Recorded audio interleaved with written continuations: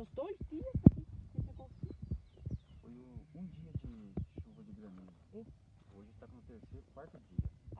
Mas era segunda ou terça? Terça-feira. Terça-feira. Dia 8 de novembro.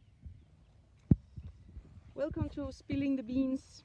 We are in Sao Pedro da Uniao, one of the oldest coffee towns here in Southern Minas.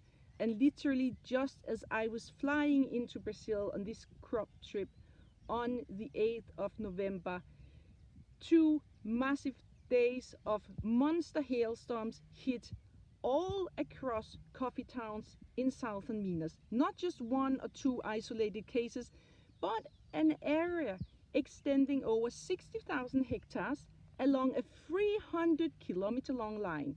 Here we have one of the worst of all affected. We have had here in Sao Pedro da Uniao complete 100% loss.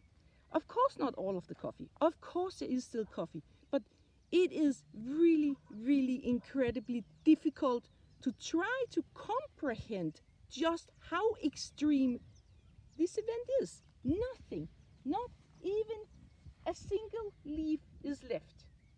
Obviously we're not saying that this is now going to destroy the entire 2023 harvest, but we were expecting a slightly better, at least a little bit of a recovery this next harvest from the last 2 years of frost and drought, more frost, cold fronts, foam and fungus diseases, and this might actually now take away that chance for getting a recovery in 23.